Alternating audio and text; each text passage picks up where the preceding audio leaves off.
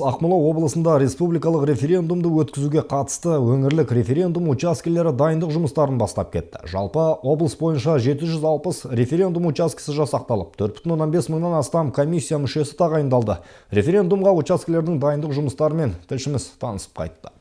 Облыс бойынша 511 мыңнан астам азамат дауыс береді. 700 учаске азаматтардың тұрақты тіркелген жерінде орналасқан, ал 60 уақытша орналасқан жерде. Соның ішіне аурухана, әскери бөлімдер мен жабық мекемелер кіреді. Бұл азаматтардың жағдайын ескере отыра дауыс беру құқығын жеңілдетеді. Сондай-ақ мүгедектігі бар жандарда назардан тыс қалған жоқ. Біздің участок Байкен Әшімов 66 көшесінде Мәлік Ғабдуллин атындағы номер 3 көпсалалы мектеп гимназиясында орналасқан. Біздің участокта 1769 сайлау беруші бар. Бүгінгі таңда барлық сайлаушыларға 100% деп айтуға болады, шақырту билеттері таратылған.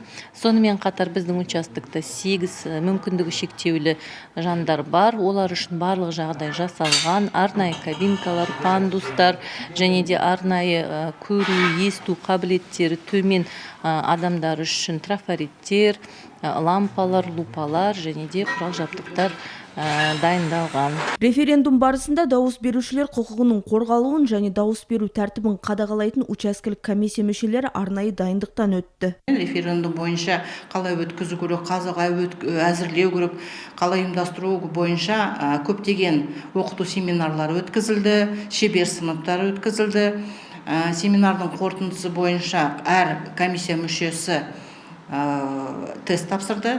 Жалпы бізге дайындық бойынша көптеген әдістемелік құралдар берілді. Жаңа конституция жобасына қатысты дауыс беру тәртібі дәстүрлі түрде өтеді. Дауыс беру тәртібі бойынша сайлаушы ең алдымен комиссия мүшелеріне жеке басын куәландыратын құжатын көрсетеді. Ал өзімен бірге болмаса дауыс беру мүмкін емес.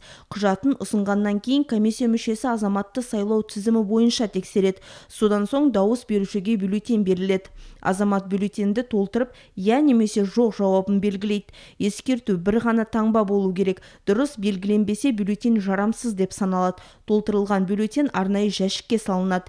Әр дауыстың құпиялығы мен қауіпсіздігі сақталады. Азаматтарға дауыс беру тәртібі мен олардың құқығы жөнінде ақпараттандыру жұмыстары қоғамдық көліктерде, халық көп шоғырланған орындар мен LED экрандарда белсенді жүріп жатыр. Десе де халық арасында есептен шығару куәлігі жөнінде сұрайтындар көп. Қазір көбі сұрап отыр. Мысалы, мен дейді Көкшетауда тұрамын. Осы жерде дауыс беру керек еді, бірақ та семья жағдайымен, қызмет бабымен Алматыға, Астана кетіп қалған. Қалай істеу керек? Егер ол жаққа барса, мен дауыс береміз, орында алынбайды. Себебі оның қолында ресми документ болу керек. Сондықтан да біз қазір айтамыз, ең бір сіздер ана жаққа бармас тұрын, есептен шығару куәлігін алыңыздар бізден. Біз сонда сізге береміз де, сіз сол Астанаға барғанда кез келген қай уақытта болсын, сол референдумға дауыс бере аласыз. Кейбірі былай деп айтады: мен Астанадамын, Алматыдамын, мен Көкшетауға келе алмаймын дейді. Біз айтамыз, онда сіз сенім хат беріңіз. Нотариусқа бару керек пе? Біз айтамыз, жоқ, нотариусқа барып береді жоқ. Қарапайым түрде қол хат бересіз. Айтасыз, мен сондай жұбайыма мен сенім білдіремін. Мен үшін естіп шығару куәлігін алсын деген. Референдум әр қазақстандық үшін маңызды оқиға. Сондықтан жауапты мамандар азаматтардың барлық жағдайын ескере отыра референдумды өткізу жүйесін толық пысықтауда. Азаматтардың заңды және ашық түрде дауыс беру үшін барлық жағдай қарастырылған. Риза Гүлшаменова, Бауыржан Смағұлов, Ардақ Тілеуғабылов, Көкше Ақпарат.